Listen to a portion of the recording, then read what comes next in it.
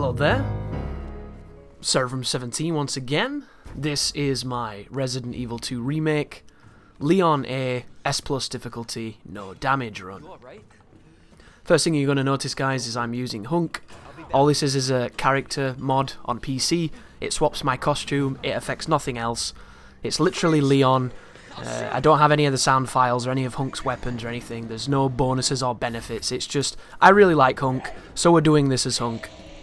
At the very beginning here, you can run past that zombie and get through it. You can also wait for the zombie to go past the end of this corridor and then run past without getting grabbed. But I wasn't very up on this particular piece of tech that the Godfather Dictator showed me. So this was one of the moments where I was testing out to see what else the zombie did. Because in between successful attempts of doing that start bit, I did get grabbed by it. So the strategy there, guys, is as the zombie starts to walk to the right, if you start walking to the left, you can hook around the corner and get out of the gas station without firing a bullet. Which I have done, but I'm not good at doing it consistently, hence why there was a fuck up just then. But just know, it can go wrong, as with everything in this game.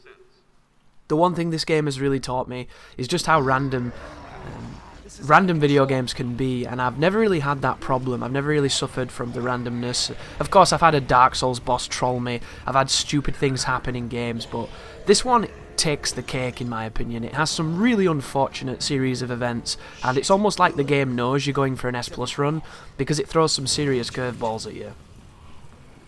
But the S+ requirements, if you're wondering, guys, it has nothing to do with healing or anything like that, which is kind of bizarre, but that's the way it works.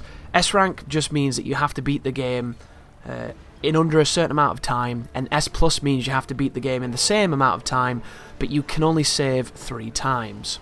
So for the full run of the game, you get 3 saves. The general consensus on the saves for a lot of people seem to be before each pivotal boss fight. So the first save will be before Birkin 2, the second save will be before Birkin 3, and then the final save will be before Final Tyrant. People will have different areas where they save. I'm going to save in different areas on this particular run as well.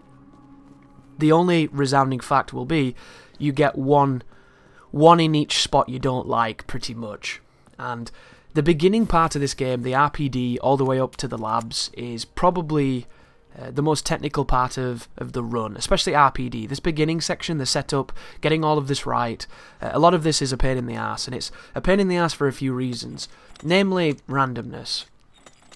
So hardcore mode, the zombies do not have a tendency to flinch the same as they do on standard, so just shooting them in the head is not a good way of getting around them. Shooting them in the leg is probably a better way of getting around them, but what I want to do in this video, because I already have an S rank, no damage run on the channel of me kind of taking people down, killing a lot of things, putting boards on windows and things of that nature, I wanted to do a different variation on strategies. So in this video you're going to see me not boarding windows up the same, not killing the zombies the same, trying to save my knife this time so that I can use it against the first Birkin fight. And I'm going to be emphasizing the shotgun. I think the shotgun's the best weapon in the game. It is pretty much the workhorse of this entire scenario for me. I'm not going to be getting the Magnum, I'm going to be skipping the Magnum. Personally, I think it's a bit of a mistake. The Magnum is not essential, but it does alleviate a lot of problems that Birkin 3 can throw at you, and it can make that boss much more easier than it needs to be. On this run, Birkin 3 is going to be a bit of a problem, because you're going to have to fight him for longer. The shotgun does not burst his eyeballs as quickly as the Desert Eagle did, and that's the one big weakness. Other than that, the run will just be pistol, shotgun, and then flamethrower for specific moments. But the first encounter coming up, you can wait for this zombie to climb onto the desk if you want to. I like to take his leg. When I take his leg, it guarantees he can't open the door, and when he can't open the door, he'll never grab me on my way back through this area. But of course, this game has adaptive difficulty, and right now the game is being a dick. This is not going to be the best run that I made, guys, because that's not how this game works. On all the runs that went really, really sexy, something shit happened and ruined them. On the runs that go terrible, you do it. And this is going to be no different. So, right now, these two zombies have less HP than the one we were just taking on. However, they can still be a bit of an arsehole.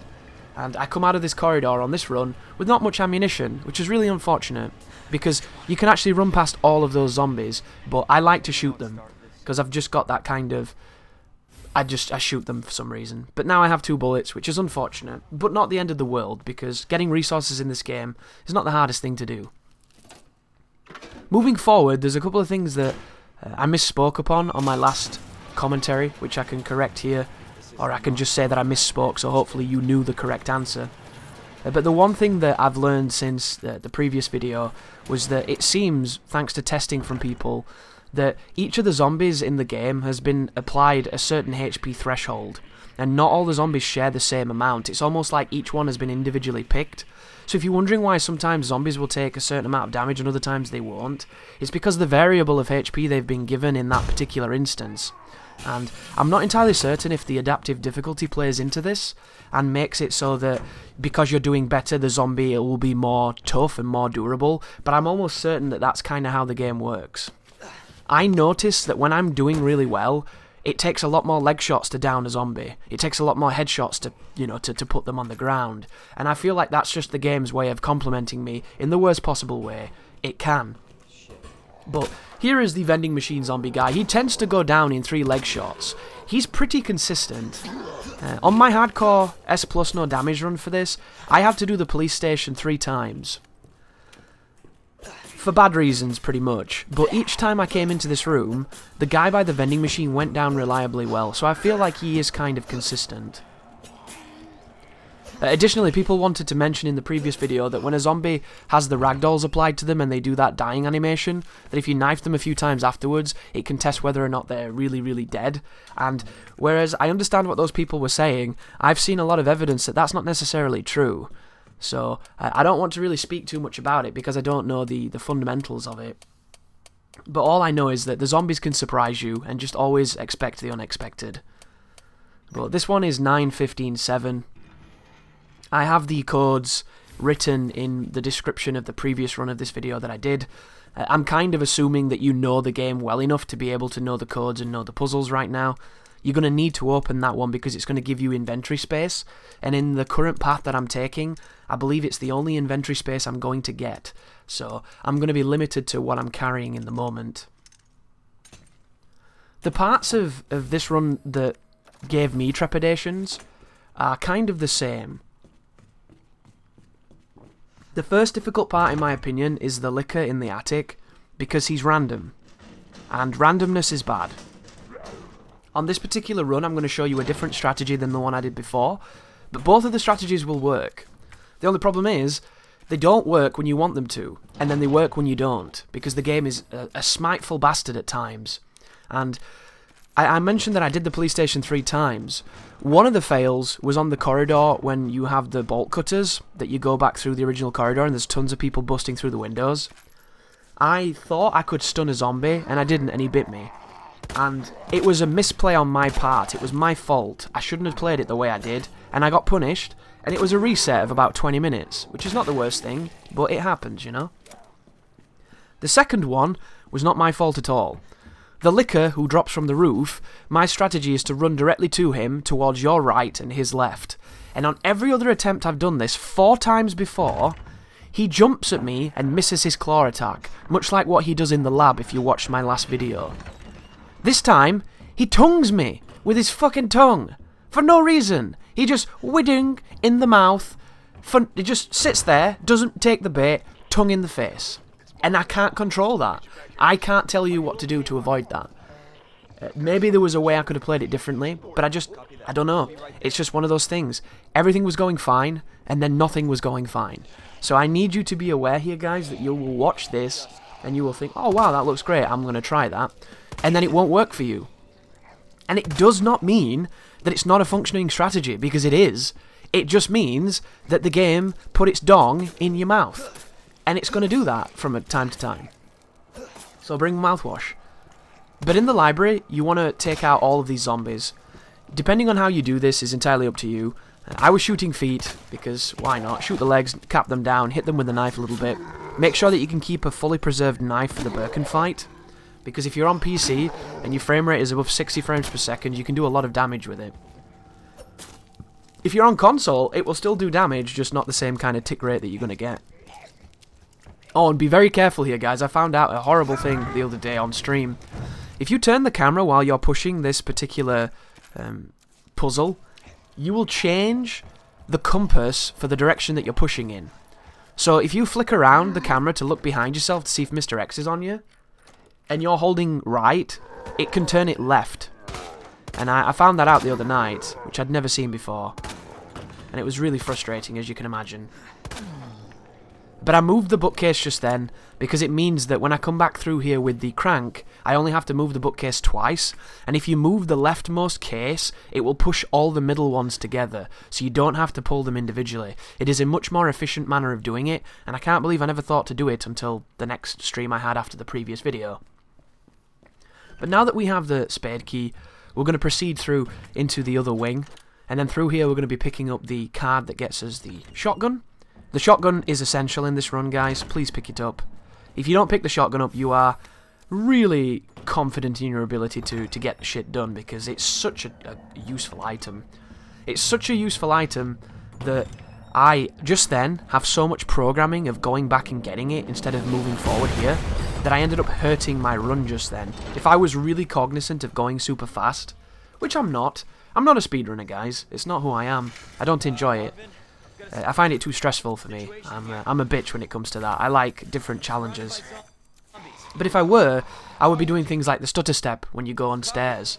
Which, if you've ever seen speedrunners aiming when they're going up and down stairs, they're doing it for a really good reason, guys. When you aim in this game while on stairs, it gives you the slightest speed boost. So, if you mediate and tap aim by just aiming every so often as you go down the stairs, you are getting incremental boosts, which over time, on a big run, will save you time. And that's the reason that they do it. You can get into the habit of doing it because it won't hurt you, but you won't see me doing it because I'm not going for a world record. I'm just trying to get this shit done.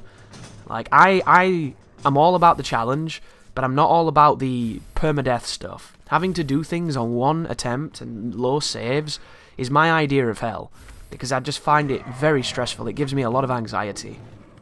And I wish it didn't, because there's no reason for it to, and then there's times when it doesn't. For instance, right now when I'm playing, I haven't saved in 12 minutes, which is a long time for some people, not so long for others, and I'm fine. I am perfectly fine. I can do all of this fine, and I'm not worried and I'm not nervous because I'm confident in my ability for this part. You know when I go in the attic and I have to dodge the liquor? I'm not fine anymore. I'm nervous then. And that nervousness is so uncomfortable. It really is. And then once I've done that, because I know it's going to go well afterwards, I'm not nervous again. So I'm perfectly fine then. And then when I get to the sewers and I have to cross the G unit, I'm nervous again. And then G2, I'm nervous. And then the lab, no nerves at all, because the lab is easy. And then Birkin 3 should have no nerves, but I had a really bad time with him in this run. And then Final Tyrant is easy because there's a save bang next to him. So it's like that weird thing of, if I could get my full run to not be nervy, so where I could just turn that off and not get that adrenaline, I'd be fine. But when I get that adrenaline, I think I get like 5 times more than I'm supposed to get, so my entire body feels like I'm dying. It's really not good. And because I avoid situations where I get that kind of adrenaline dump, I haven't learned to deal with it or be in it, so it gets real bad. Like, have you ever been doing a fight in a video game against a boss where you were about to win and it had like 2 hits left and you got so adrenaline-y that you were trembling because you were getting that crazy just response from your body? It's kind of like that, but I don't shake. With this, I just feel like I need to take a shit and I get all miserable. Be careful of this guy, by the way. I'm going to cap his legs purely because at this range, without the upgrade on the shotgun, you can miss headshots at this range, and I didn't want to risk it. This is the guy that grabbed me on my failed run, so shout outs to him for not doing what I wanted. And now we can use the bolt cutter on the door. Really annoys me that the character pushes the door when it's locked like that instead of analysing the door. It's one of those time wastes that I'm wondering what I'm doing wrong when he does that. Maybe I'm not pressing the buttons quick enough. But make sure you pick up that flash grenade there, guys. The flash grenade is very important. In this run, I'm going to save my flash grenades for the final boss. The more grenades you have for Final Tyrant, the easier he is. However, it's not the end of the world if you don't have it. Oh, by the way, wait on this staircase right now and she'll fall over the banister. She does that every single time for some reason. Now we can come in here and get the shotgun ammunition by using the password cap, and then we can go on to the liquor corridor and the stars room. It isn't the end of the world if you don't have grenades for the final tyrant, it just makes it much easier for the player that doesn't want to understand his movements. In this run, I'm going to show you some ridiculous hitbox pornography. And if you've not seen it, it's going to look like wizardry. There are going to be people who think I am cheating. That is how broken the final tyrant is. And once you know what I will show you, you will never look at the fight the same, because it opens up a lot of opportunities for you to be safe. So do not worry if you do not bring the right resources into that fight. The only fight you want to worry about when it comes to resources is Birkin 2, because you need the flamethrower, and Birkin 3, because Birkin 3 is the boss that is only difficult when you don't have the resources to deal with him. Once again, in this room, pick up the flash grenade, guys, get the shells, and then get the Vagisil so you can stick it into gunpowder and get extra shells. Now that we've got the battery for the explosive, we can walk past the liquor, we can open up the shortcut, and then we can get the medallion in the room in the library, and then we can just go into the attic from there, and then run the gambit of silliness. This liquor is my friend. I never kill him. Shoutouts to Godfather Dictator, who always kills him, because he's mean. That liquor's never done anything wrong. He's actually a really, really upstanding citizen before he turned into a crazy flesh-eating dog creature man naked thing. And then we have the puzzle here, which is fish, scales, and water thing. Not fish, sorry. Is it lion? Which one is it? Ram? What have I done wrong here? What the fuck am I doing? There we go. Wrong puzzle.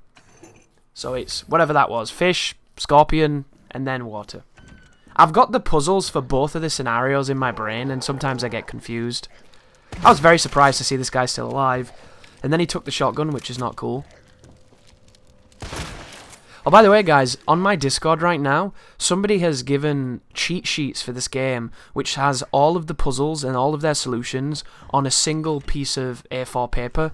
So if you want a cheat sheet to have as a reference so that you don't make a blunder like I just did then, do that. They're really, really cool. And a little piece of tech here, guys. If you leave the room when you set the explosive, it doesn't knock the bookcase over. So you don't have to worry about having to move the bookcase, which is really, really clever. I don't know who came up with that, because I didn't see anyone else do it. I just ended up stumbling on it by accident. And then when I went on to a bunch of speedruns, everybody was doing it. So I can't say that I made it, but it's definitely something that I stumbled across and thought was pretty sick. The more you know, right? So here is the bullshit. And that time, it went pretty well, right? He didn't jump at me, what he was supposed to do. He usually counters your sprint with a jump, but he didn't do that. For some reason, he decided to try and slap me, and because of his pathfinding is really aggressive, he missed. And there we go. Now I can go to Birkin 1, and now I know everything's going to be fine. But unfortunately, we cannot save. So, you can save if you want to. If you want to do Birkin 1, Birkin 2, and then Final Tyrant, Godspeed to you, something like that. The whole point of the S+ run is that you save where you're weakest, in my opinion. And for me, that's pretty much the entire game. You'll also notice I'm not editing this run as much as I did the last one, just for posterity. I want to keep it as clean as I can. I've edited some things, and you're not going to notice them, because there's a couple sections where the game loads a little bit quicker and a little bit slower, so I've taken out some black screens, but other than them, everything is pretty much intact. And guess what, guys, as well? If you were in my stream a couple days back, I mentioned that I've been having problems with my mouse disconnecting and being unresponsive for certain periods of time. I think it's to do with a USB at the back of my PC, because I've swapped USBs and it seems to be okay at the moment. I don't know where the problem is, but after I fought Birkin 3 on this run, and I got my successful fight with him, about 10 seconds after that run, I lost all complete function in my mouse. So if that had happened during the fight, I think I would have cried. I really do. I think I would have been in a fetal position in just floods of tears. Because I had a really bad time with Birkin 3, guys. He's my favourite boss, he's the most fair boss in the game, and he kicked my fucking ass. Because I put every bullet I had in all of my guns, and he still lived. And I had to get really creative with it, because I thought I had enough, and for some reason, I just wasn't doing it right. But here is Birkin 1. First thing we're going to do here, guys, is we're going to stab this dude. We're going to focus on being on the left-hand side of the screen with having him on the right-hand side of the screen. I'm also going to try and angle so that I can hit his eyeball to do as much damage as possible. And if you stand here, he generally goes for a grab, which is this. When you get grabbed, you can defend yourself with the knife, and then you can proceed to slash him again with your other knife. And if done correctly, you will stun him and knock him down. The problem here, guys, is I'm not getting the multi-hits, and I'm also not doing the right damage because my frame rate isn't high enough. So, usually, you can kill him just then. If you come in here with 2 full knives, if you commit to that second session of knifing just then, he will die on hardcore. I've seen other people do it.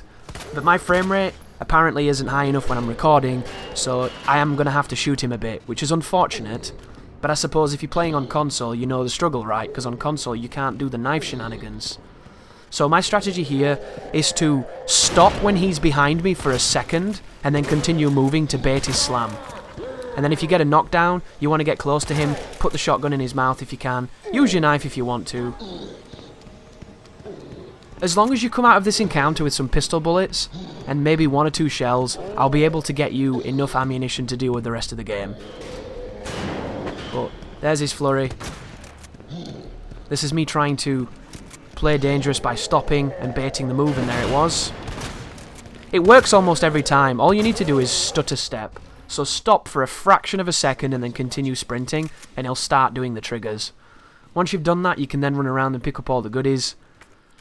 I would recommend picking up the healing items, just for the victory's sake of this room. I really do wish you could swap healing items for ammunition. It'd be really cool if you could like do stuff with the gunpowder. I know it's not realistic, but I feel like when somebody does a no damage run, they should be rewarded in different ways. And that brings me to the ranking system that I want to discuss. I think the ranking system in this game is shit. Bold statement, right? And here's my reasoning for it, right? In the original game, if you healed too many times, you couldn't get the best rank. I agree with that.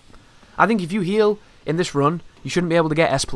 I think the whole point of S+ should be skill and should be mastery. It shouldn't be, I can do this game without fucking saving really quickly.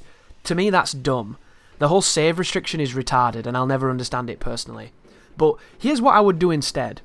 I would make it so that every time you save, you add a negative amount to a score. Every time you heal, you add a negative amount to a score. But every time you do something successful, you add a positive amount.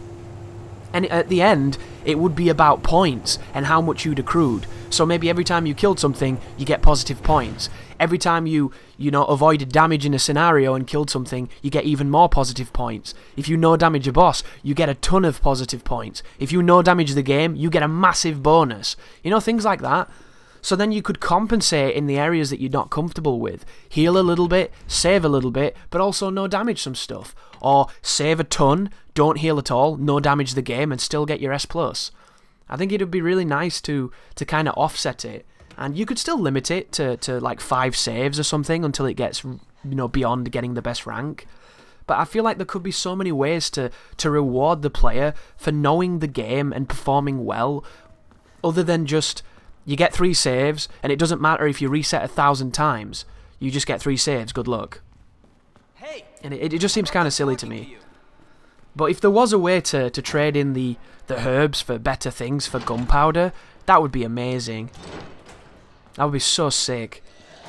Like, even if you had to do it in a dark room or something ridiculous like that, I would really like it. Can you imagine if the merchant turned up and you could trade the herbs with him?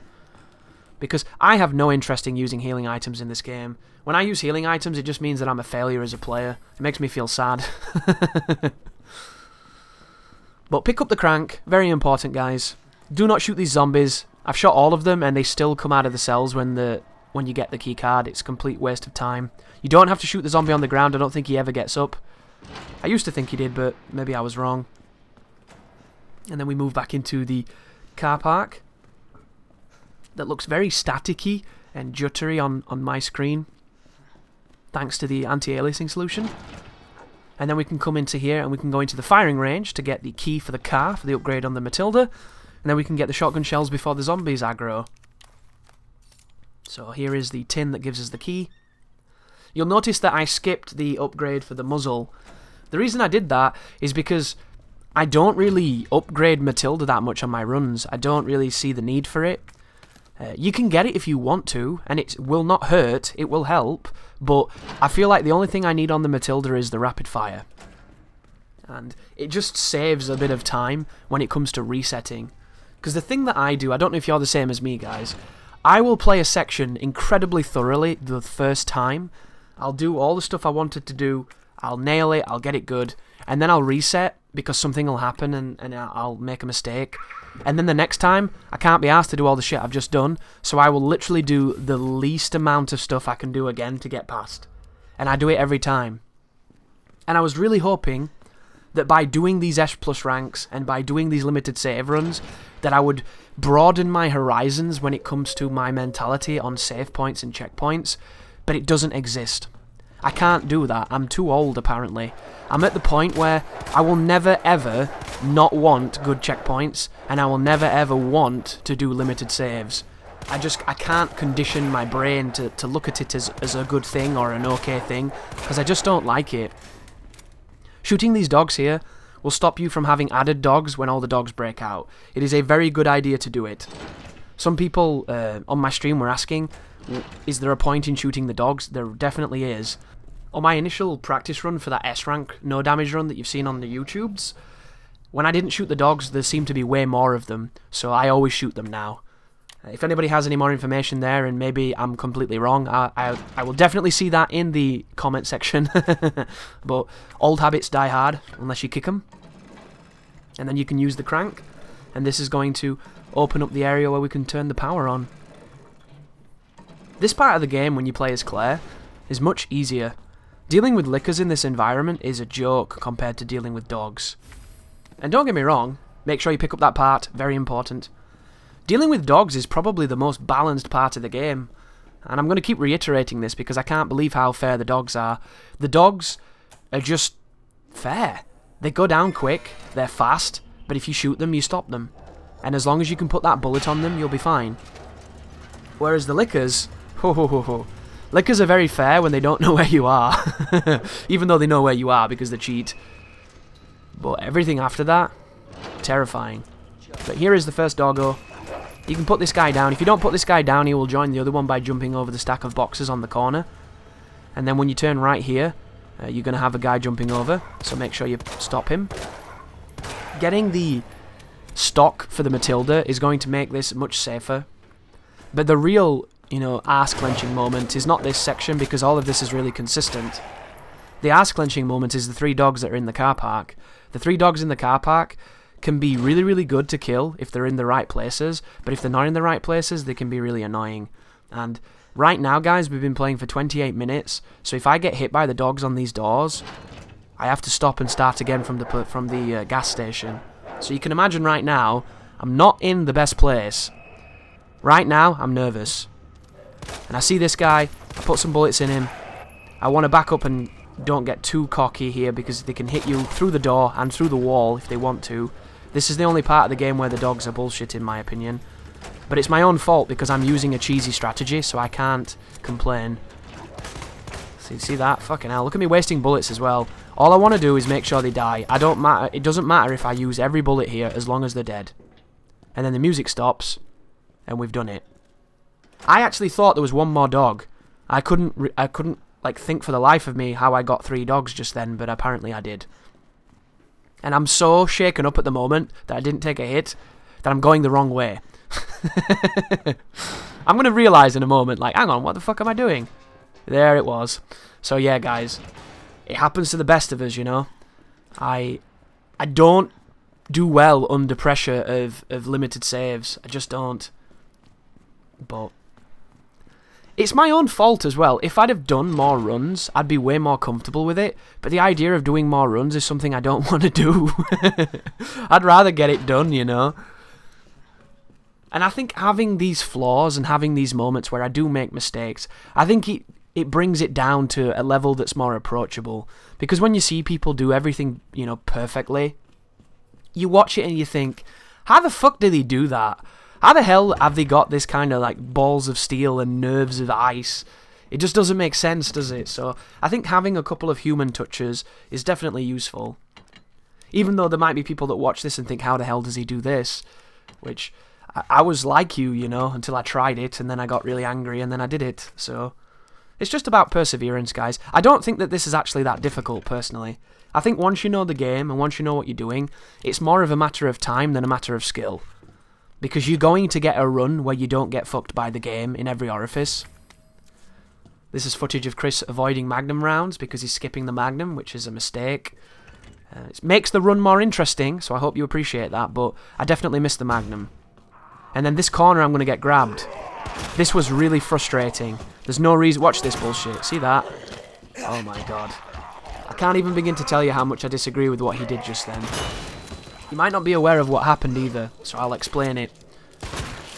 In this game, when you aim at enemies, they have programmed responses. The programmed response of zombies is to do an incredibly fast duck and move towards you and aggressively grab you. That was lucky, by the way. Thank you, Elliot. You gifted that one.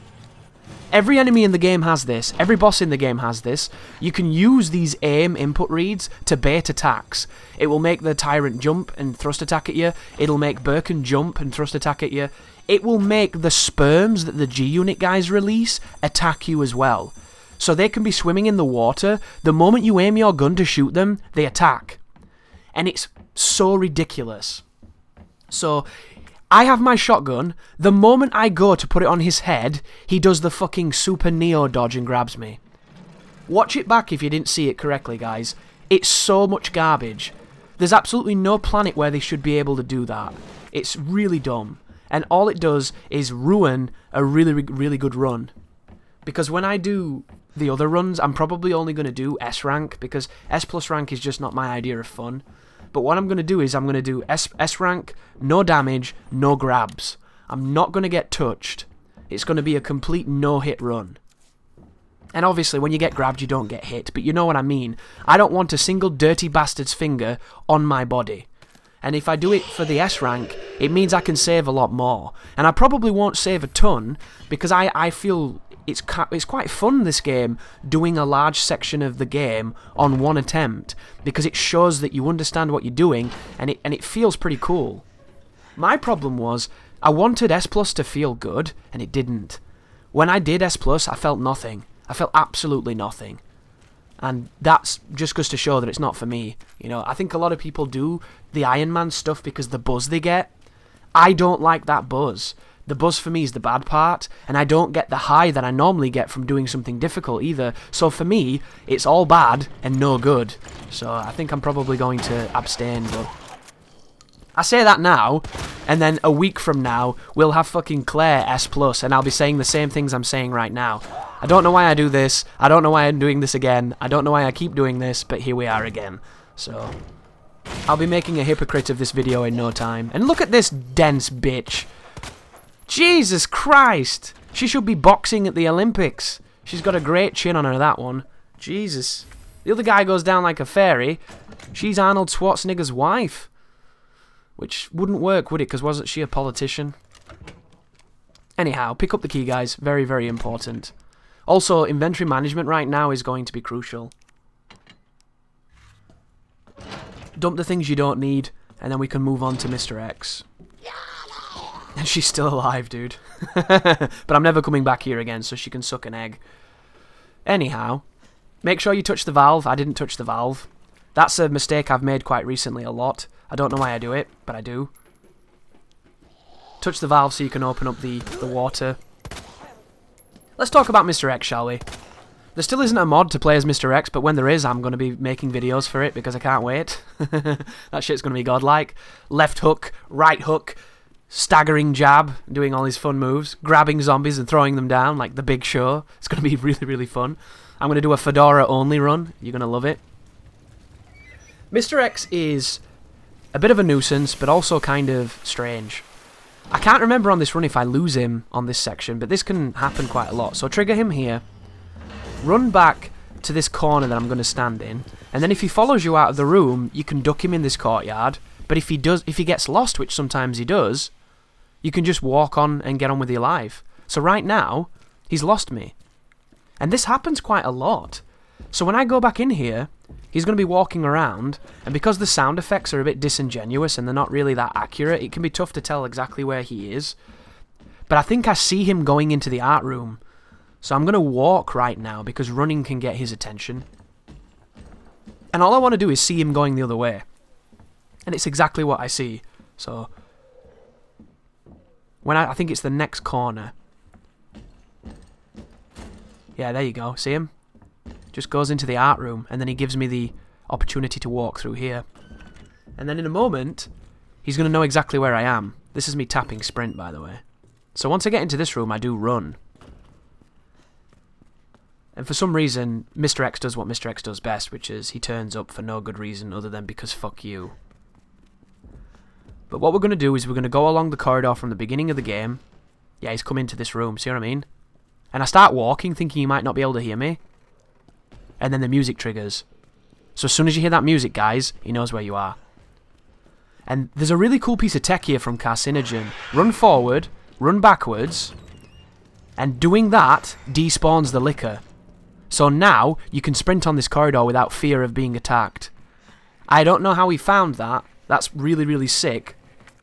But after I did my previous no damage run, I watched his no damage run, and that was one of the pieces of technology that I saw, and I thought it was really cool, so I wanted to show it off.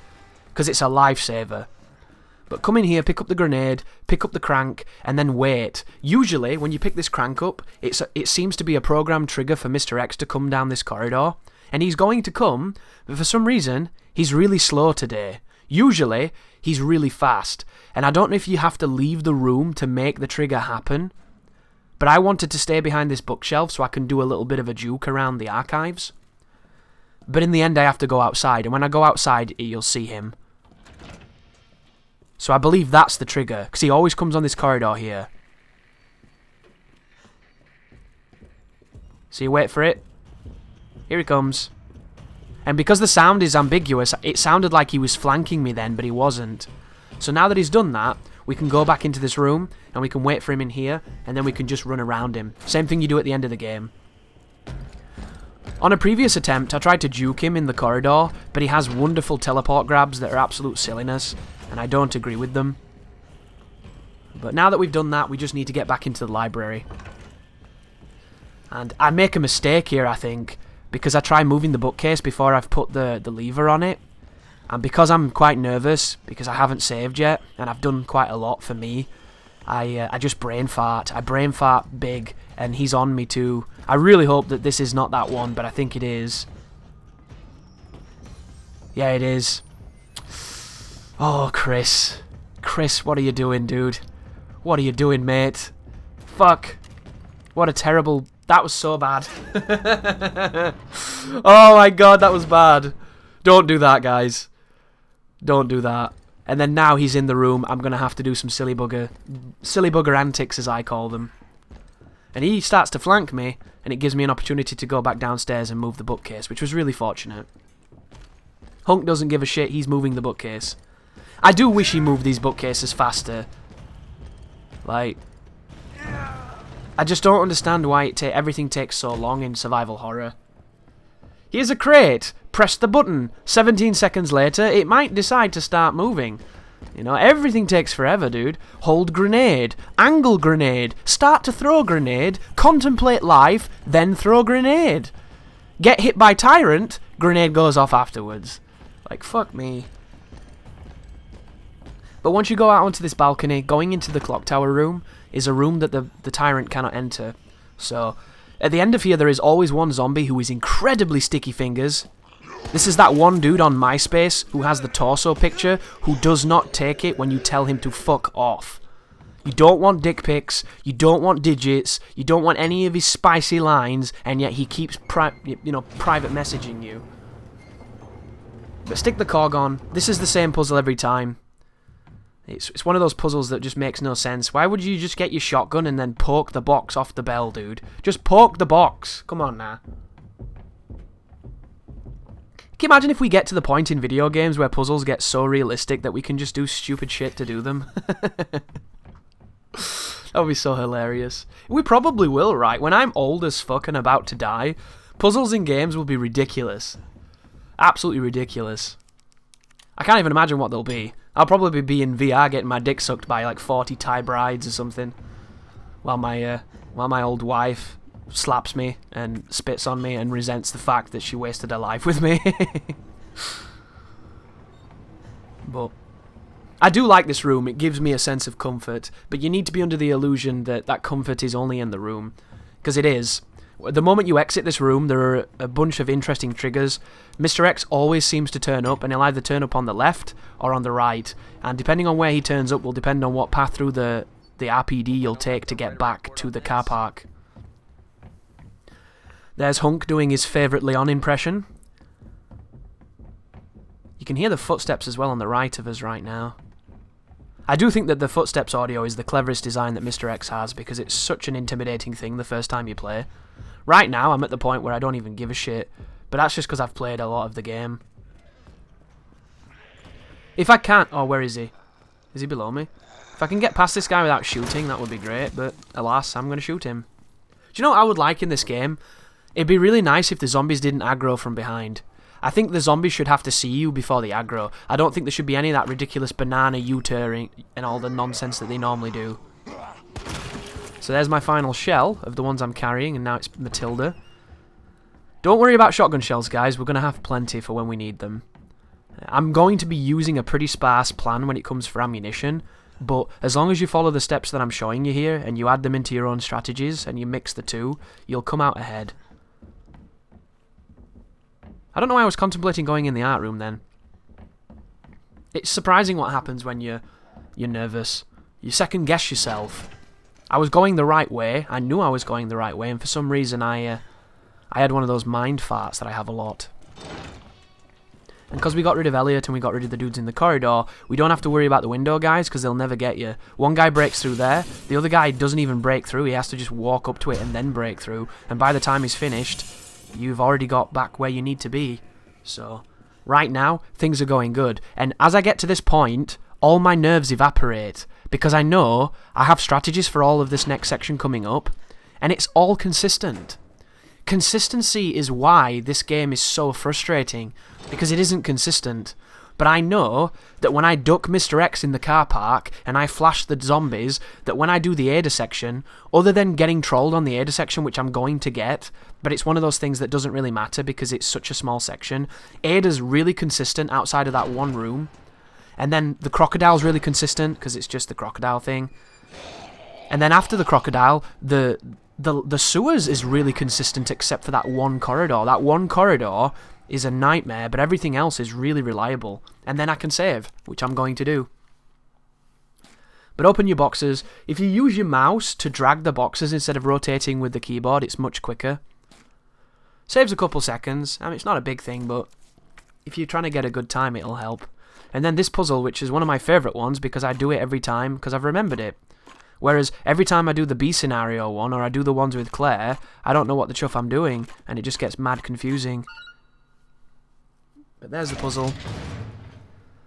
Go and grab the key off of the reporter's body. Or forget to do it because you're me. There you go.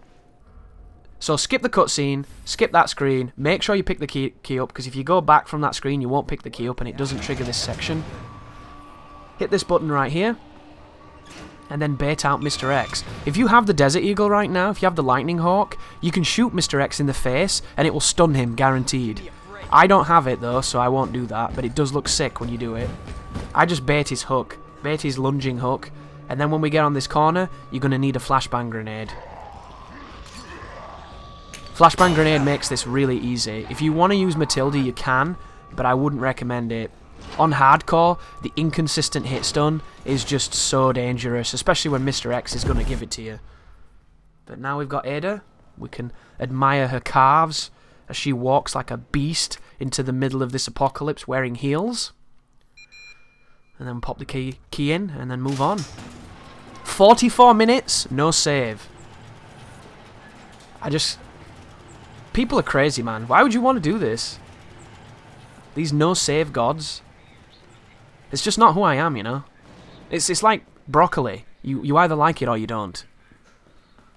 And I hate this section here. I really do. I've come to dislike this street immensely, because nothing happens. I love the street. The street looks so cool, dude. I want to be outside. I want to be in the rain-swept blacktop, reflecting every piece of neon. But what do we do here? Nothing. Even in Claire's you do bollocks here. You just run away from Mr. X and then shoot a few zombies and a doggo. But it's better than Leon's. Leon does nothing. Hunk does nothing, and Hunk's a man. Hunk's a beast. Hunk doesn't give a shit about Ada. He kisses her with his gas mask on. How the hell does she do this, man? Look at her.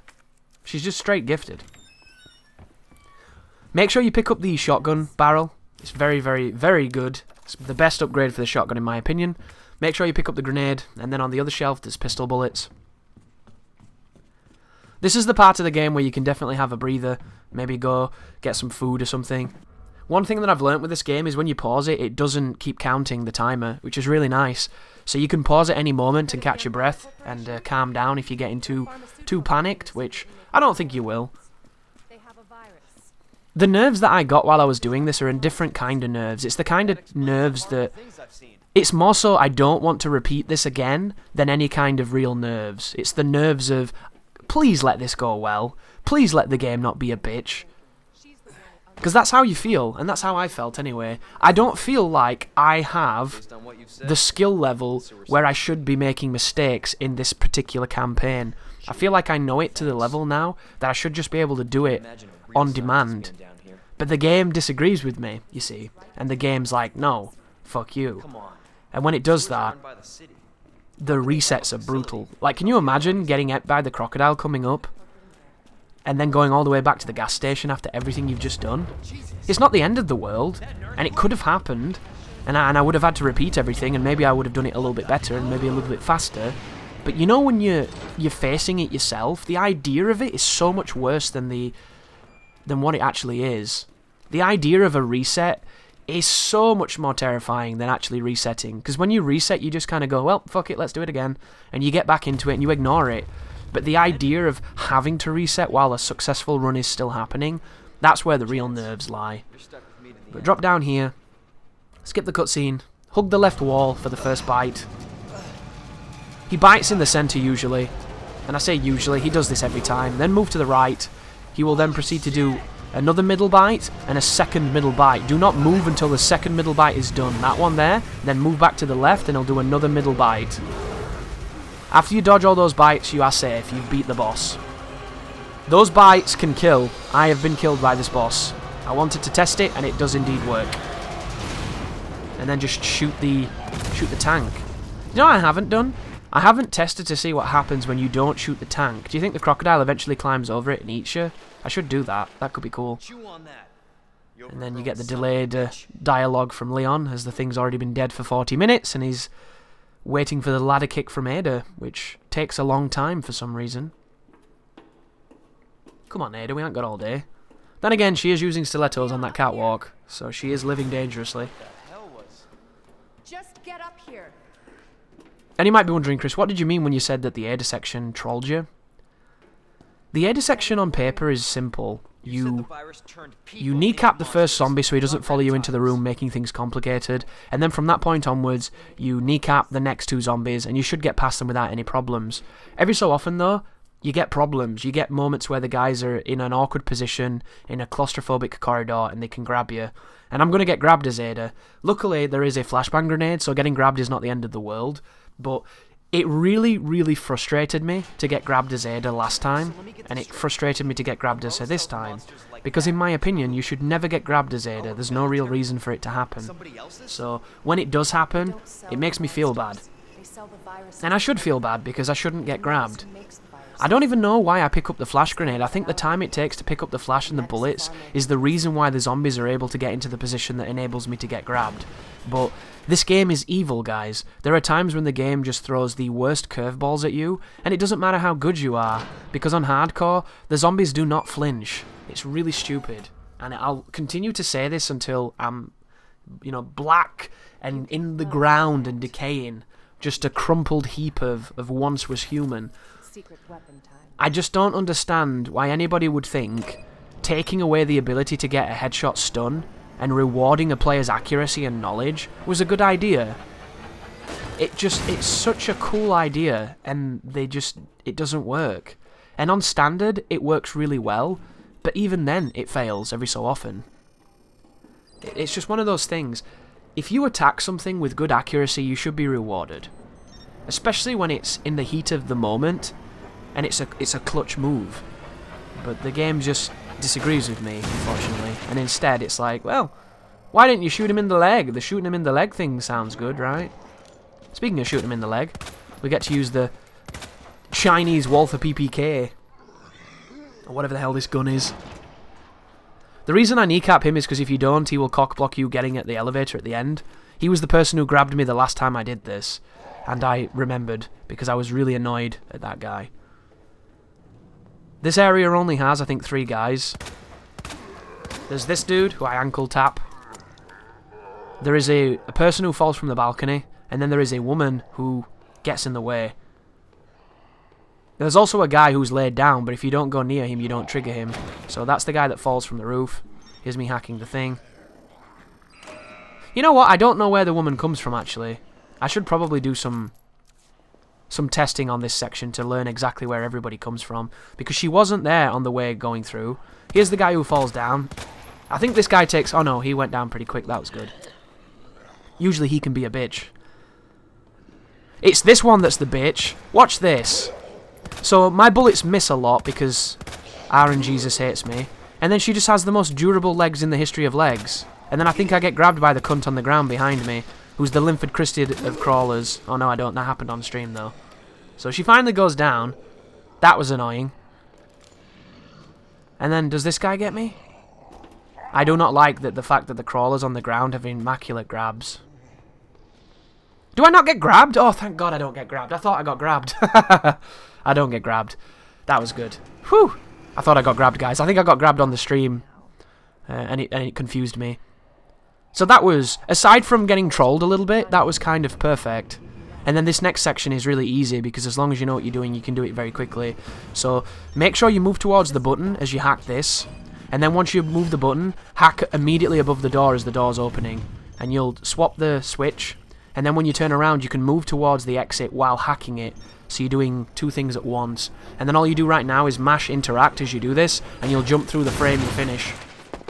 And then you're done. The rest of this is really easy now. So this was actually a really good Ada. I didn't realise that this was this good. I'm happy with this. Because all you need to do now is turn the incinerator on, get the bangle, and then do the bangle hack. Which is very quick. You can do it in about 30 seconds. If I had more of a desk to put have like a bigger mouse pad, so I could use more of my arm with my aiming, I would be able to do this puzzle much faster, because I'd be able to get the flicks down. But as it stands, I've got like 4 to 5 inches of space, and it's just not enough on my sensitivity. That's one of the things I look forward to most about having my own office. When I get my own office, I'm going to be able to design my space. It's going to enable me to have multiple monitors, which I do not have, which makes things really frustrating. And it's going to enable me to have the world's largest mouse pad. I'm going to be laying with my fucking feet up, swiping my mouse. It's going to be fantastic. But hit the first one, hit the left one, then look to the left midway, hit the valve, then look to the right on the doorway. This was interesting. I don't know what I pressed just then, but I opened my fucking mouse. I opened my map, and my map is on M, and I didn't press M. I have no idea what combination of buttons I held just then, guys, that put that map up, but I couldn't do that again if you put a gun to my family's heads. And I was so annoyed at that moment, because I didn't know what was happening. I was like, what the fuck is going on? What is this? What have I pressed? What have I done? Why are my fingers so fat? But alas, we salvaged it. So that was scary, but I got it. And just to reiterate, guys, 54 minutes, no saves. And I'm not nervous. I'm not nervous at all. Because I'm confident at this part of the game. I know exactly where the enemies are. I know exactly what's expected of me. The moment I get to a part I'm not confident at, I'm going to save. And it's going to be the G-Unit Corridor before Birkin 2. Traditionally, I wanted to save before Birkin 2, but I knew the corridor was going to troll me. And the reason that the corridor trolls me, guys, is because I refuse to get grabbed. If I get grabbed by the G-Embryos, I reset. And you might be thinking, that sounds horrible, Chris. How the hell do you even do it? Well, the reason I do it that way is because there is guaranteed ways to get past them. You just have to understand the enemy. I think this enemy is horrible, and I think that this area in the game is ruined by them, because I don't think short environments with cramped corridors and huge monsters who are grab happy is ever a good design. But I'm going to show you that you can do some really, really fascinating things to them and have a lot of success. The problem lies in the consistency. There's one zombie coming up here, guys, and where he is depends on how quickly you've moved. So there's Chief Mendez. Now he doesn't have a head. Take that, pendejo. There's a guy up on a pipe to your right now. He will probably come alive later on, so I'm going to take his head. There's this guy that stands up later on, so I'm going to take his head. And then right now, I think we're coming up against Chuck Norris the zombie. So I love to walk up to this guy with a shotgun on and hit him in the face. I put this up against his head, and he lives sometimes. See that? I think my spread was unlucky, and it didn't kill. But I got really lucky with the head pop from the pistol. Usually, that dude right there is unrecognizable. There's not even dental records when you do that, but for some reason on this run, the game decided to be a bitch. I don't know why. But slide down here from the beginning of Hunk's campaign, and instead of zombies popping up, there's going to be a single G-Embryo, and I'm going to show you one of the strategies you can use for this creature. So he's going to submerge every time. On your left-hand side here, I think there's some Vagisil. Pick it up. It's good for the vagina. And then he's going to be in front of us right now in his little hidey hole. So if you shoot him at a distance, and you watch his animation, when his head starts to open, he's going to summon his children. All you need to do then is run around the right of him, and he will never hit you, ever. If you're too slow, when he puts his children into the water, they can explode on proximity, and they'll hit you and poison you. Another way to dodge that creature is to go up to him when he's in the water, shoot him to make him surface, and then run around his left-hand side. If you space it correctly, he will never hit you, and you'll get past him every time. But now that we've done that, we can move into the room, we can get the shotgun shells, we can neglect the magnum ammo, and then we can save. And I'm really happy about that, because at this moment in time, I knew I was going to get trolled by the Corridor of Doom, Satan's colon, and it turns out I did. So I'm very happy that I saved. But I would recommend, actually, going and doing the chess piece. Getting the chess piece. Why am I saying chess piece? I mean the castle, the rook. I recommend getting the rook before you save, because the G-Embryo that comes out of there is so consistent. There's literally no reason to ever take damage against him. He works the same every time. He's superb like that. But instead, I'm lowering the bridge. I'm going to go and grab the crank, and then I'm going to go back and save. And it's going to be our first save of our 3-save hardcore. Saves are personal, guys. You don't have to save here. Some people save at the boss, some people save before. It's entirely up to you. All I know is that this run was going really well, and I didn't want to do this again. So, alas, I didn't. And there's benefits to that and there's disadvantages. On the one hand, I'm proud of the footage, but on the other hand, it could have been way better. I think the great thing about this game is the constant striving to better yourself and better your runs. That's one of the things that keeps a lot of people playing. I should have removed more things here, because I end up having to remove it after the save. I think I have to get rid of the Matilda, or at least get rid of the ammunition. Yeah, I should have got rid of the shotgun shells. So when I save here, guys, the first thing I'm going to do is dump my shells. That was a mistake before I saved. I should have dumped them now. It's just one of those things. I didn't count the spaces. It happens to the best of us. And then here is the successful run. So if you're wondering how long it took me to get to the next save point, it took a decent amount of time. I got screwed on this corridor about maybe 4 or 5 times. And I got screwed by Birkin 2 about 3 times. I also got screwed in the lab by an Ivy once. So if you add all those fails together, you get an idea of how long I was here. It was a while. And the irony is, you see this section here? Do you notice how Japanese tourist guy takes 2 shots to the face? Every other attempt that wasn't successful, he went down in 1 shell. This attempt, he didn't. That's the kind of luck this game gives you, guys. It's really brutal. But the Birkin stuff was bullshit. The Birkin The first fail against Birkin 2 was me trying to use Carcinogen's safe spot and it didn't work for me. I got hit, which I was really pissed off about. I obviously did it wrong because I'm assuming there's a way to do it right and I just didn't do it. And then the second one, he traded with me when he was going down, which was really stupid. He was on fire, he went to swing, the absolute pixel the swing was about to connect, he got stunned, and I still got hit. I was really angry. But this is the hard bit, so... shoot this guy and back up. This guy is going to open his face, and you're going to run around the right of him. There's the face animation. Here is the running around the right of him. This next guy, if you shoot him in the face the moment you see him, he will dive about 80% of the time. If he dives, you'll never see him again, and he won't be a problem. Then all you have to do is run past this guy. And what you've just witnessed then, I was able to do this 4 times in a row. However, when I did it on live stream the next day, he didn't dive when I shot him. So once again, guys, as consistent as that strategy can be just then, every so often the game will fuck you. You need to be aware of this. But that is the sickest dodge of the G-Unit Corridor I think you can do. What did I shoot? 2 bullets? 2 bullets is pretty sick, right? And then coming back through is another gamble, but there seems to be some consistency to coming back through because you will always have one G-Unit monster, and depending on where he is, he'll either dive, which allows you to run like a madman and hope he doesn't bum you, or he'll be at a distance, which lets you provoke the move you want that you can counter.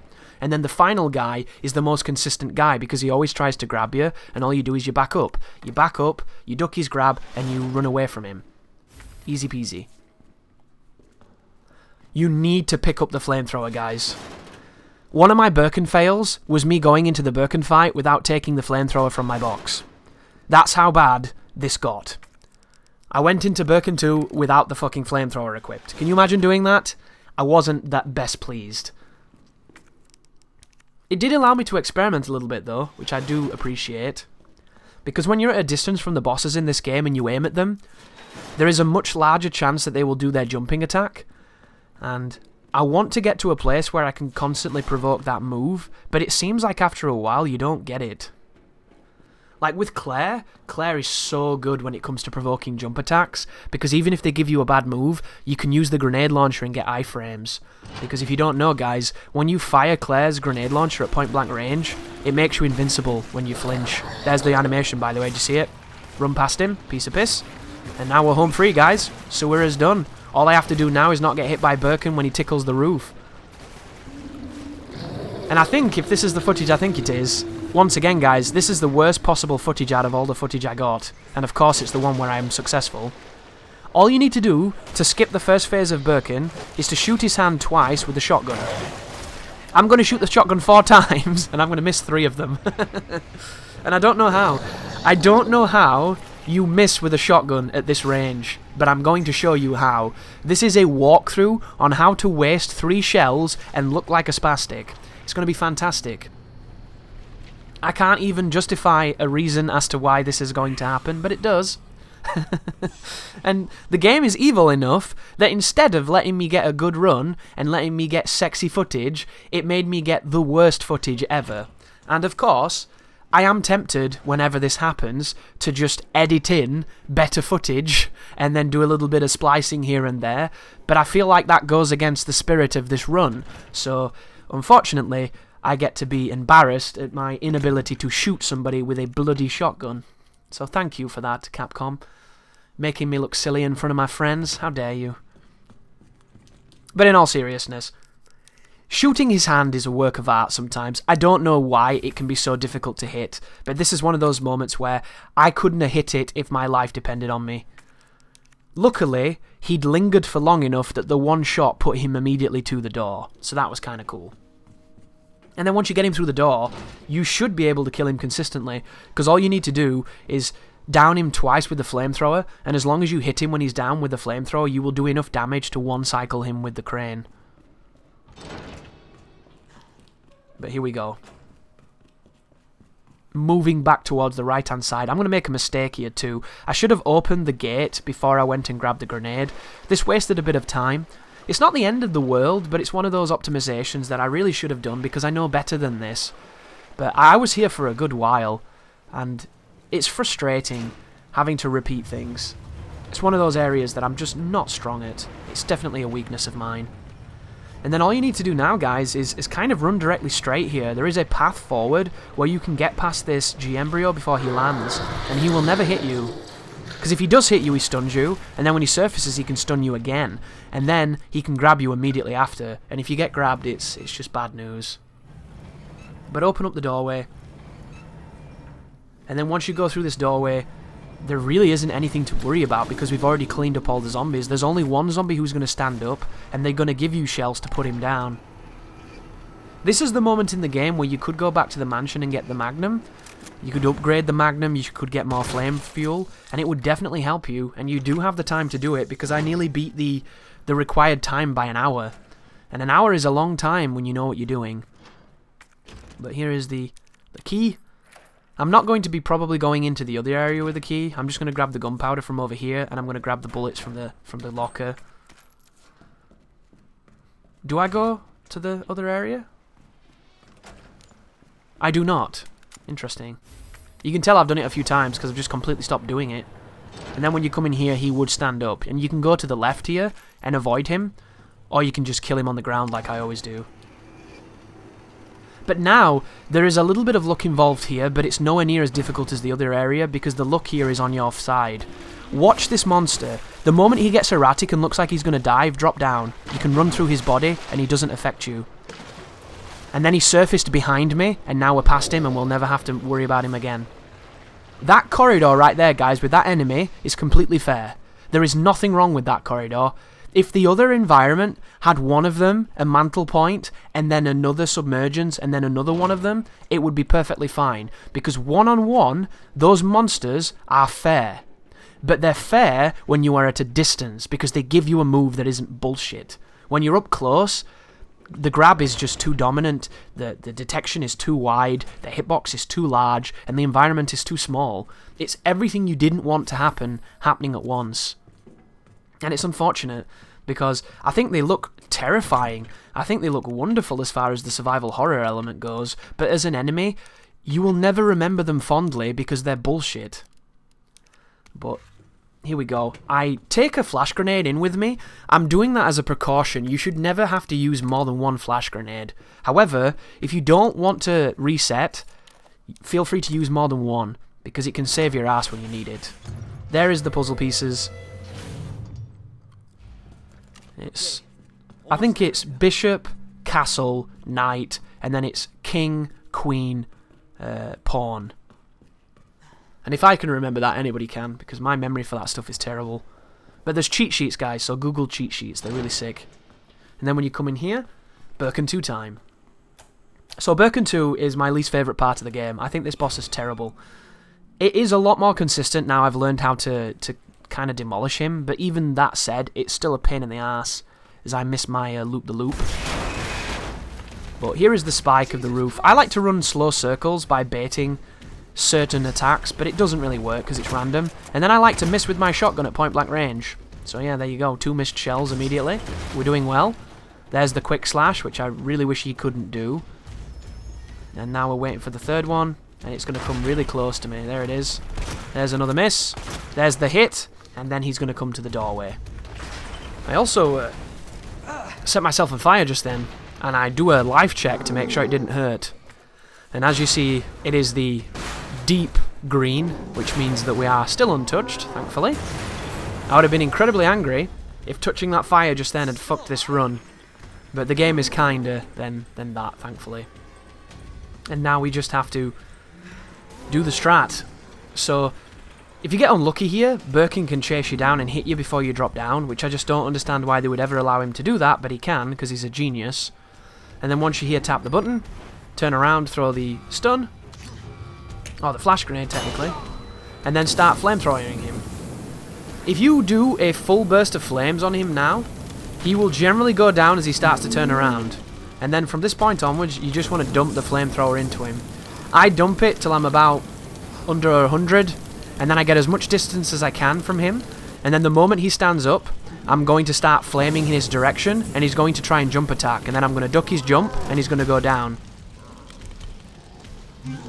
There it is, and then all you do is press the button, and you've won. That is an incredibly clean and incredibly quick Birkin 2. This will work every time, guys. The problem here is that if you do not get him to jump towards you, he can walk towards you, and then you might be in some trouble. But hopefully, he jumps. And he jumps because you're aiming at him and you're engaging him, and the inputs are read by the computer, and the best punish at that moment is to do whatever is fastest to stop you from hurting it, and the fastest attack is the jump. And I hope you get fortunate there, guys, because that strategy is sick. But now we're with Ada. We just have to head to the lab, and then all the nerves evaporate, because Birkin 2 is kind of janky at times and really unfun. But now he's dead, everything in the lab is pretty much consistent, and I'm going to make another mistake, but it's also going to make this slightly more unique as a run compared to maybe some other runs. I got trolled in this area before because I got killed by an ivy because my flamethrower usage is not going to be as good as it could be because I forget to get an upgrade. Forgetting to get the upgrade really negatively affects my ability to manage the vegetable monsters, and it just doesn't end well.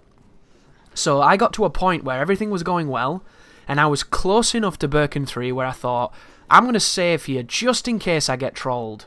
And I didn't get trolled. I was okay to get to Birkin 3 and drop the save at Birkin 3 and save myself a lot of time. But of course, in the heat of the moment, you don't know this. So I ended up saving before Birkin 3, and then it became a point of pride to not spend the third save before Final Tyrant, because I could have saved at Birkin, I could have alleviated the stress. I ended up getting Final Tyrant on the 4th attempt. The first 2 attempts he hit me after when I was trying to pick up the rocket launcher. The 3rd attempt I got hit because I spaced my technique wrong, and then the 4th attempt I did it. So I feel like doing Birkin and then Tyrant again, I would have been okay, because I'm seemingly better at Final Tyrant now than I thought I was, even though going into this run, I thought I was really good at Birkin 3. Turns out, Birkin 3 is way easier when you have the Magnum. And that's the real problem here. That's the reason why I would recommend you pick up the Magnum, purely for him. And purely for safety more than anything. Safety and damage. But going to this room on the left, there's some shells. We're going to be running through the cafeteria. We're going to be picking up a grenade on the right, and we're going to be picking up some flame on the left. And we're also going to be dumping all the safety items. Because in my mind, if I get grabbed by an ivy monster, I deserve to die. There's no reason to get grabbed. The best way to get past those guys is to shoot their weak point with the pistol once and then run past them. The problem is, it can be difficult to hit the weak points thanks to random spread and random weak point. Combine those two things together and it can lead to getting grabbed. So, as a precaution, carrying a knife or a grenade is a really good idea, but I'm one of those people that, if I get grabbed, I deserve to die, so I will take the death as much as it pisses me off, and it would have pissed me off. Don't even get me started with how much it would have pissed me off. Carrying the knife here was a mistake as well. So I'm going to discard the knife. I just didn't calculate how many things I had to pick up. Eating zombie will never stand up unless you fuck with her, which is nice. And then you can just climb the ladder here and get into the vent. So when you drop down behind where the cooking area is, on your left there's going to be some large gunpowder. There's also going to be another knife. They give you a knife coming up here because they know that the enemy that they've put in this next room is bullshit. For some reason, this enemy can be in one of like 3 places. And one of the places is up your ass, immediately grabbing you and slapping your wife, which I'm not a big fan of. Because the amount of times I've been bullshit grabbed by him through doors is really stupid. This is where I missed the upgrade as well, guys. Behind me in a locker, there is a valve adjustment for the flamethrower. I think it's like a regulator, something like that. And it means that you can use more flame than you are normally allowed because it makes the expenditure more efficient. And by not getting that, it stopped me from being able to kill a whole bunch of the vegan dudes, and it ends really badly. Also, guys, do not go near that doorway when you run through this corridor on your way out, because you can get grabbed by a woman through the door. She's done that to me before. She's very eager. You know, she's the person on Tinder that doesn't take the no. She doesn't take the wrong swipe. But coming to here, touch the button, and just know that the rest of this is super free. Like, the lab, considering it's the end of the game, it's the easiest part of the game. It's so consistent, and the enemies that it throws at you are very manageable. Like, even the liquors, people seemingly have problems with the liquors. I've never had the problems with the liquors in this area. This is one of the areas where the liquors seem perfectly fine to me. And at first I thought that they were broken and bullshit and they shouldn't exist. But then I realised, as long as you run to the right of him, he's usually pretty nice. But because I've said that, and you try it, it's going to fuck you up. Because that's how this game works. I can also confirm that on standard difficulty, the liquors dodge that I'm going to do on this video is not quite as safe because the lickers don't always jump.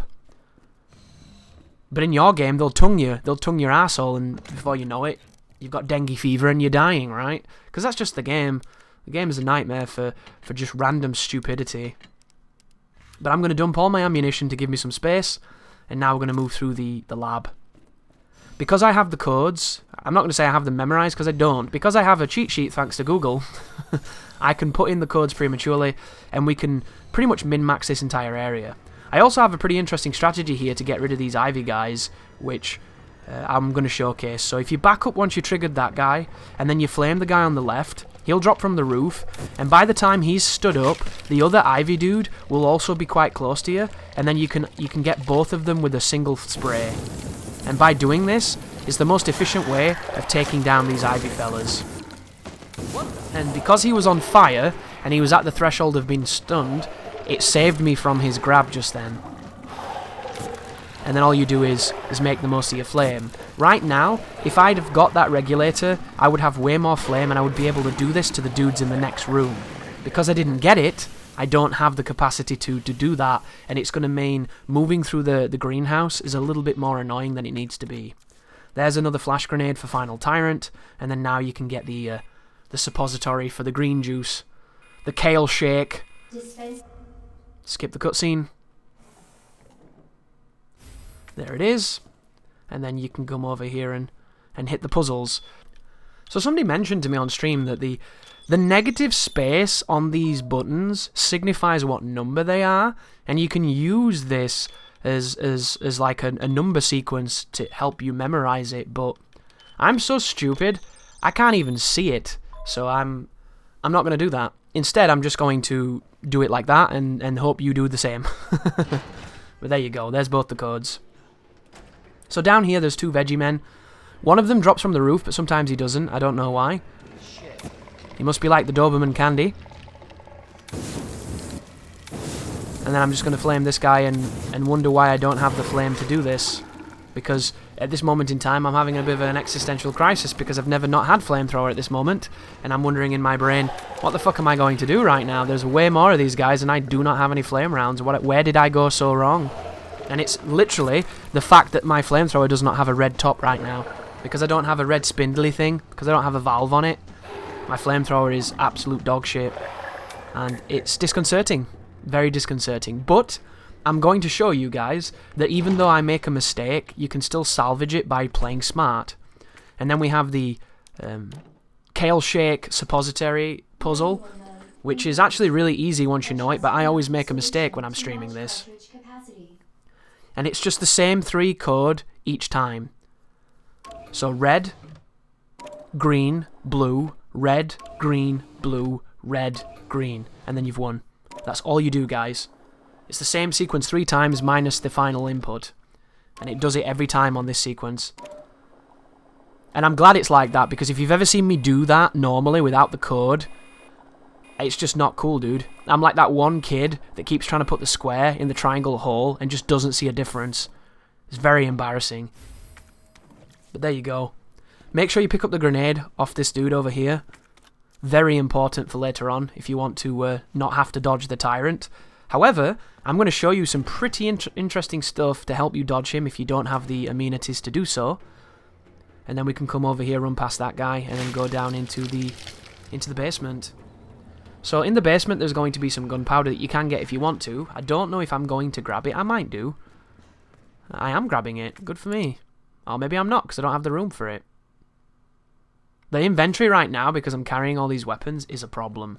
That was a large gunpowder as well, which combined with Vagisil would have given me shells. Am I really going to discard the flash for it? Interesting. I think I've realised that I've got to pick something up here. So I'm not even going to go and get the gunpowder. That was probably not the best play by me, because I could have always waited and then gone back and used the save room in that server room. But maybe I wasn't thinking. But decap the zombies. The zombie to my right doesn't seem to do anything. He seems to be a bit of a red herring, so I'm also going to discard this shell as well.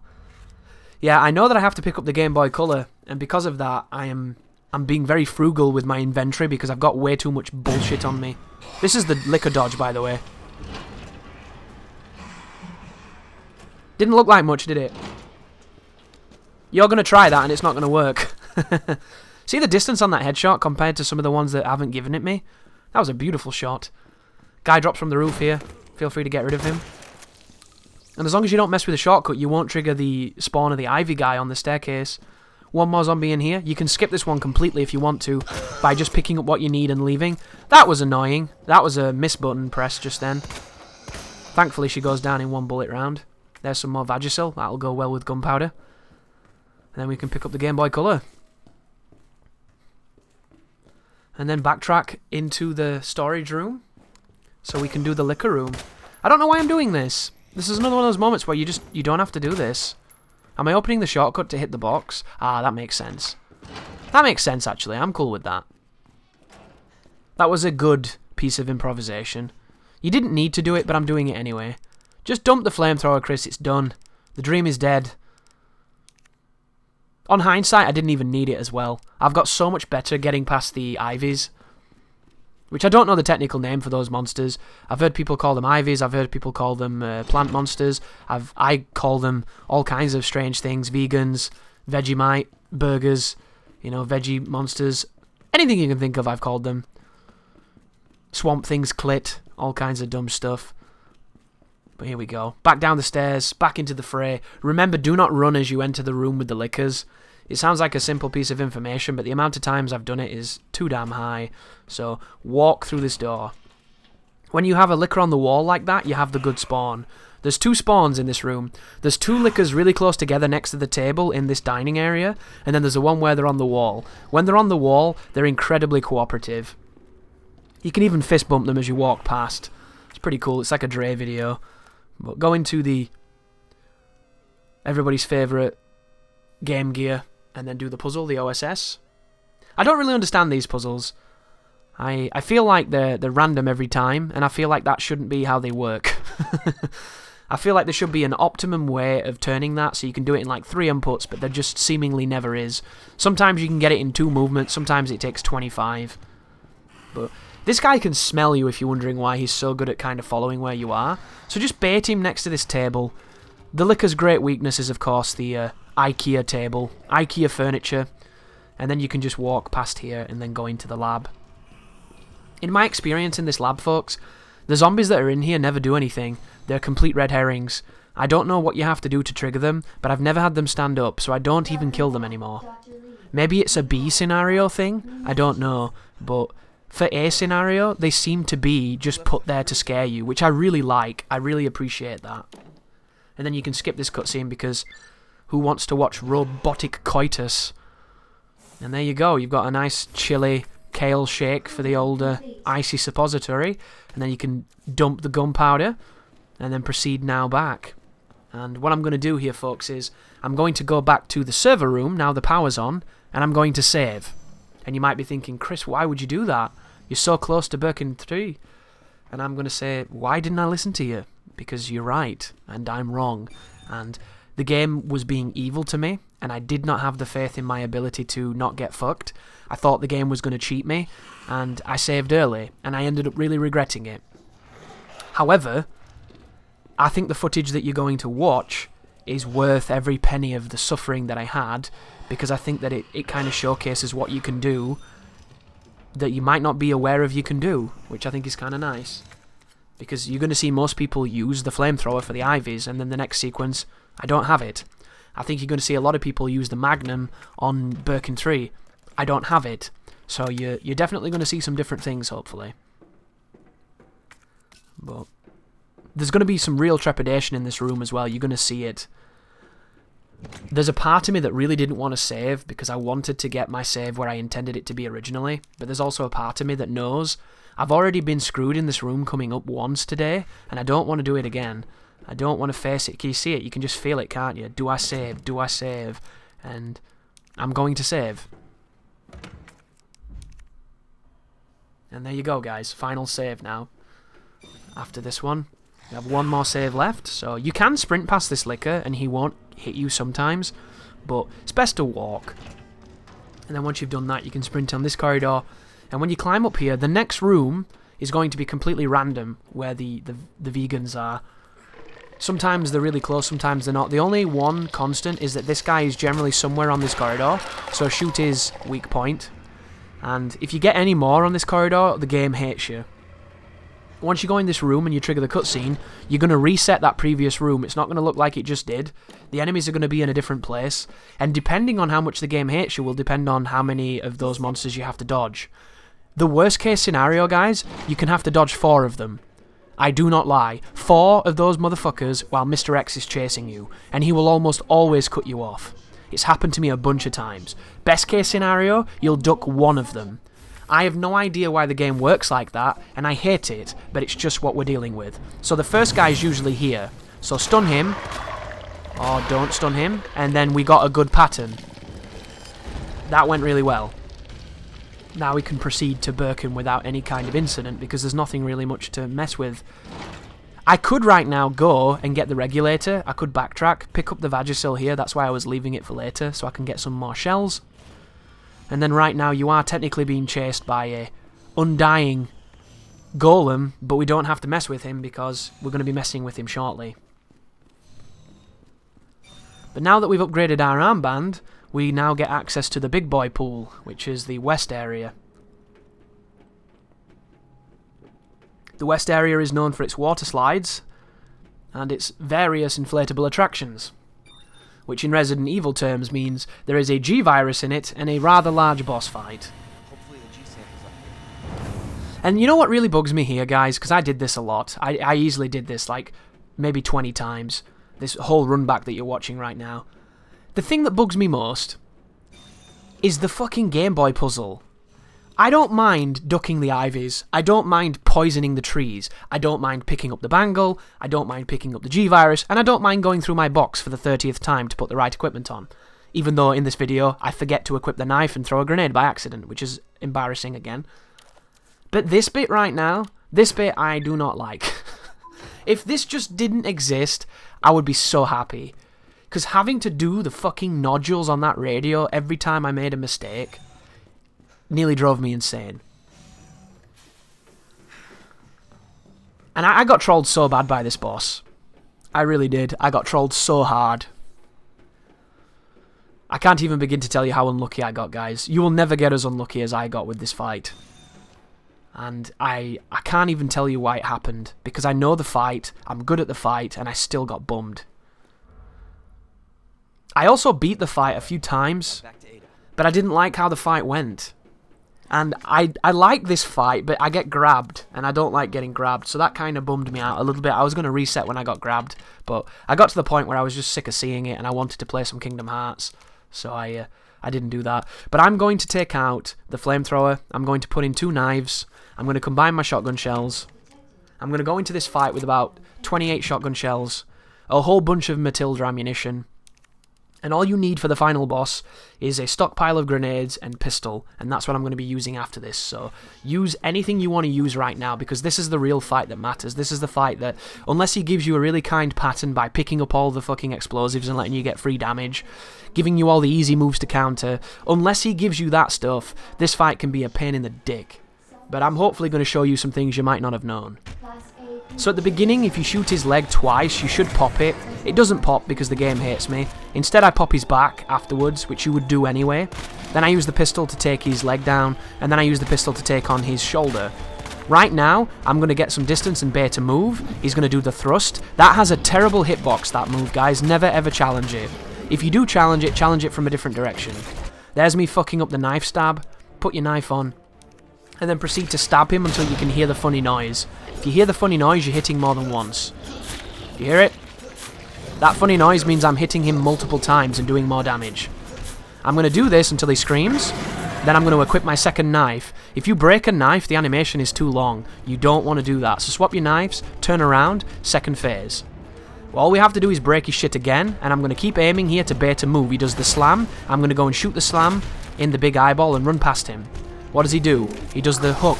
I'm going to back up, shoot the eye. What does he do now? He does the big telegraph, but I stun him.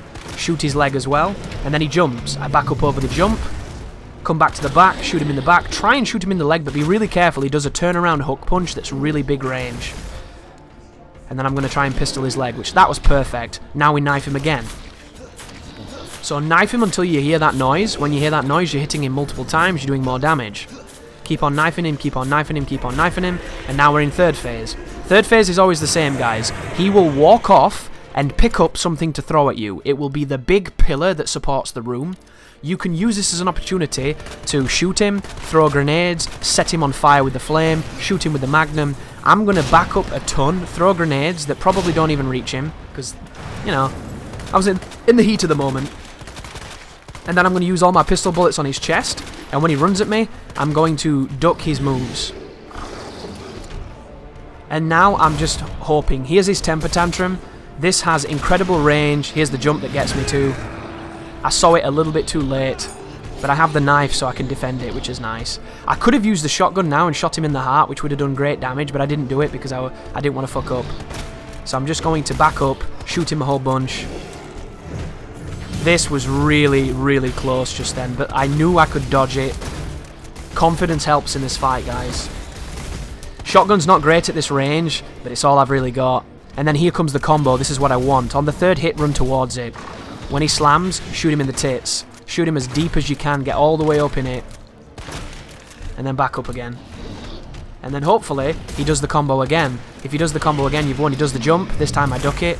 I don't know why my timing on that last jump was not as good as that, because it looked fine, but he still got me. And then I kill him. And then I get to loot the room and pick up all the pistol bullets that we're going to need for the next fight, and the flashbang and the normal grenade. You don't even need the shotgun now, guys, so feel free to unequip it if you want to. But that fight looked really easy, didn't it? It looked like I knew exactly what I was doing, and I just punished everything he did. Which I did, but trust me, guys, he just bullied me so bad. And it stems from the magnum. When you have the magnum, you can shoot his weak points at any distance and kill them really quickly. The second phase of him, once you've stunned him once, he takes way more damage to make him flinch on his weak points, and that's the problem. When you shoot them with the shotgun sometimes, you'll go close expecting it to pop, and it doesn't pop and you eat a hit because you can't get away from it. The amount of times where you didn't even see his bad moves in that fight as well. Oh, this is where my controller died. So my mouse just died then, but I edited it out. That was really scary. Complete dead controller just then. So thank you for that, PC, trying to sabotage me. I'm glad it wasn't during the fight, though. But this dude has a bunch of really, really fast moves. He has a move where he turns and runs towards you and does a fast attack, and it's really hard to dodge. He has a couple of moves like that, really quick, like input responses to what you do, and if you get those moves, dodging them is more about luck than it is about skill, because they have nuclear hitboxes, and they're really fast. If he gives you a good pattern of nothing but the jumps, nothing but the 4-hit combos, and he keeps picking up objects, he's the easiest boss in the game. But if he gives you a shit pattern, and he can be the most trolly fight I've done in the game. He can be worse than Birkin too, and I thought I'd never say that. But how do you avoid that scenario, guys? Simple. Just get the Magnum. The Magnum pops those eyeballs really fast. Base Magnum will suffice. It gives you so much comfort it's not even funny. And additionally, if you save before that boss, not having to do the run back is going to mean that you're going to not have a problem with the fight as well. Having to run all the way back from the server room and ducking the enemies and doing the cutscenes and doing the Game Boy, that's the real fight. Because by the time you've done all that shit, you're annoyed, and then the boss hits you with a cheeky jab, and you're even more annoyed. So, it's my fault for saving badly, but at the same time, it wasn't the worst save in the world, and I managed to salvage it. And right now, you'd think I'd be feeling euphoria, you know? I'm at the end, I've just got one boss left, and I'm confident with the boss. But I didn't feel a thing. I was just like, that was fucking annoying, dude. That was really fucking annoying. Why do people do this? I guess it's just not for me.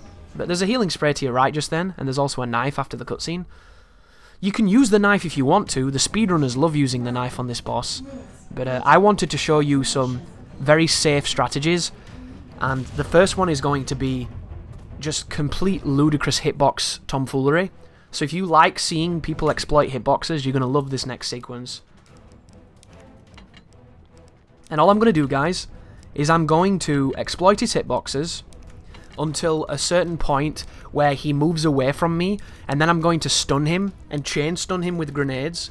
Once the grenades run out, I'm going to go back to exploiting his weakness, and then at the end of the fight, if I can, I'm going to make him do the charge attack so that I can stun the charge attack so that people stop using flash grenades to stop the charge attack. You don't need to, guys. You can fucking knife it. It's the easiest move in the game to stop. The problem is, because it kills you instantly, everybody panics. So, Veggie Corridor. Shoot this guy's weak point and miss several times and nearly get grabbed. Shoot this guy's weak point and then get past him. And then we can go down the ladder, and then we can play with Mr. X a little bit. I kind of wish Leon fought Claire's true final boss, because that true final boss, other than having a ridiculous amount of HP, I can't even believe how much HP that monster has. I shot it with something like 9 rockets, and it fucking lived. But it's a really easy fight. The Tyrant is so much more technical and so much more difficult on surface value than Claire's final boss. Claire's final boss, you would have to be Stevie Wonder to get hit. And I just don't think you're that gifted on piano. So, trigger the cutscene, move to the right, pick up the plug, and then the hitbox pornography begins. So, Tyrant has a very glaring weakness. If you are in front of him and you hug his small hand, he cannot hit you. He can hit you if he gets creative, but for the most, he can't hit you. And it starts right now, so do not move too close to him because he always walks forward and then move towards his hand. See that? No hitbox. There you go. No hitbox. Make sure you're in front of him though. In front of him, follow his hand. No hitbox. Do it again. No hitbox. Now I'm going to grenade him because I've wasted a bit of time. So if you're not good at doing that, just use grenades. Do slow grenade throws though, guys, because you do not want to double up on grenades. You'll waste the stun. The point of this fight is to delay the Tyrant for about 1.5 minutes so you can get the rocket launcher. If you do damage, the timer seems to be reduced. I think it's normally 2 minutes if you don't do anything. And then right now, he's going to thrust, so I'm going to run past his thrust. You could have stunned him and then ran up to him and then used the hitbox pornography again. But I'm going to start shooting him just to add a bit of flair. Shoot him in the heart, throw the grenades. There was a running attack just then. And at a distance, if you aim at him, he loves to try and bait out the running attack. So just run directly towards him to the right, and you'll dodge it every time. There's a stun, and I'm going to now do more hitbox nonsense. There you go. Can't hit you. Make sure you're in front of him, make sure you're near his hand. And then right now, shoot him a few more times. He's going to jump at me. Oh no, here we go. Instant kill move. There you go. Really hard, isn't it? Very difficult boss. Stand next to that hand. Can't touch you. Is he going to jump? There's the jump. And I pretty much showed you how to dodge everything he can do. And now I'm going to trigger the grenade launcher. And I'm going to show a different strategy here. I'm going to back away from him, bait the combo, and then pick it up after the combo. He's going to jump now at the end of his combo, which is even better because it's really delayed. Pick up the rocket launcher, and then stick it up his ass. 2 shots will kill him. And there you go, guys. Final Tyrant. Now you've watched that, you have no excuse now to throw stun grenades at that charge move. And here we go. Fire the grenade at the zombies, and let's get the hell out of dodge. And the fun thing is, I wasn't even nervous right now either. I guess it's just one of those things, isn't it? You either get it or you don't. I was just happy that I can stop this run because it just wasn't my favourite. But there you go, guys. Leon S. Kennedy. Hardcore difficulty, 1 hour, 39 minutes, 28 seconds, S+. Thank you so much for watching. I hope this video helps, and if it doesn't help, I hope it's at least entertaining. You take care now.